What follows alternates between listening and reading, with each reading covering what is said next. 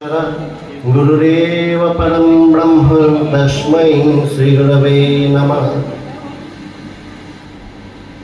বলছেন গুরু কি? বলছেন গুরু হচ্ছেন জ্ঞান।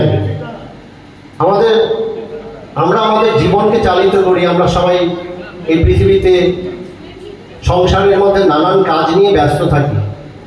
আমাদের প্রত্যেকটা কাজ কর্ম, প্রত্যেকটা চিন্তা ভাবনা, তার পেছনে বাস্তবে কি আছে?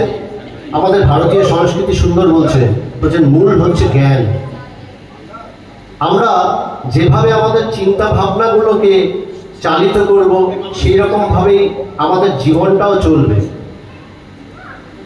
আজকে এই পৃথিবীতে দেখা যায় বহু মানুষ, যেমন আগেকার দিনে বলা হতো অতটা যেন দুঃখ কষ্ট ছিল না, মানে মানুষের মধ্যে ডিপ্রেশন, যে শব্দগুলো ডিপ্রেশন, ফ্রাস্ট্রেশন, এই শব্দগুলো আজ থেকে 30-40 বছর আগেও অতটা শোনা যেত না। আজকাল যেন এটা প্রত্যেকটা বাড়ির প্রত্যেকটা মানুষের সমস্যা। আজ সকালে একজনের সাথে কথা হচ্ছিল, উনি বলছিলেন আমার একটা ছোট্ট মেয়ে আছে, তাকে একটু বকাবকি করেছি, সে এমন ডিপ্রেস হয়ে গেছে, সে খাওয়া দাওয়া বন্ধ করে দিয়েছে। এই ধরনের সমস্যা প্রত্যেকটা বাড়িতে বাড়িতে দেখা যাচ্ছে। এর মূল কারণ কি?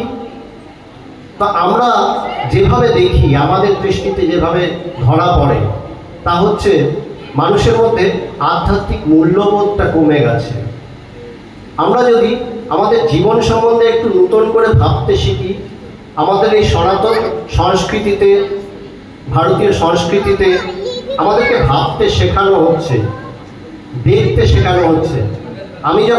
আমি এসেছি ইন্টারন্যাশনাল বেদান্ত সোসাইটি থেকে।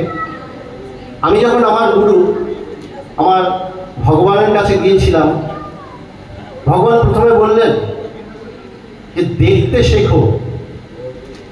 তোমার দৃষ্টিতে তুমি কিভাবে দেখছো এই পৃথিবীটাকে, যেভাবে তুমি দেখছো তার উপরেই সমস্ত কিছু নির্ভর করছে।